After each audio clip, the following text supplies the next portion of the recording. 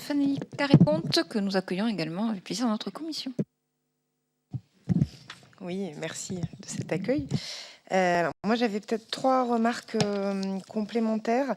D'abord, je crois que le point qui a été soulevé par notre collègue Marie-Hélène Fabre est vraiment extrêmement important, c'est-à-dire la question de l'accès au financement pour les petites structures et associations. Je crois que dans les remontées de terrain, c'est vraiment ce qu'on a beaucoup, avec parfois un petit effet déceptif, c'est-à-dire qu'on a présenté cette loi en expliquant qu'elle serait un nouveau levier de développement pour financement d'un certain nombre d'acteurs, et on se rend compte sur le terrain que pour des structures qui n'ont pas nécessairement les capacités juridiques et financières de rentrer dans les cadres, entre guillemets, de monter les dossiers, là, pour l'instant, il y a quelque chose qui ripe. Donc, je crois vraiment, mais vous le dites bien dans le rapport, hein, que la question de l'accompagnement des petites structures, en particulier associatives, sur les nouveaux outils de financement est vraiment quelque chose d'essentiel.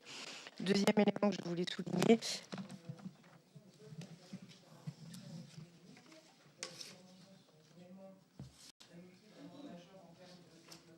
Appuyer sur le bouton.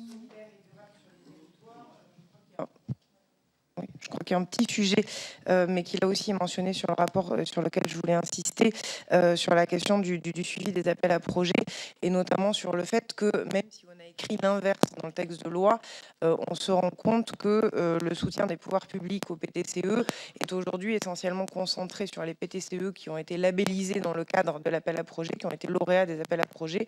Or, je crois qu'il y a vraiment des dynamiques de PTCE qui se développent dans beaucoup d'endroits et qui ne rentreront pas tous, qui ne seront pas tous lauréats. Et donc, il est vraiment important que le soutien des pouvoirs publics puisse se faire hors du cadre des appels à projets pour les PTCE.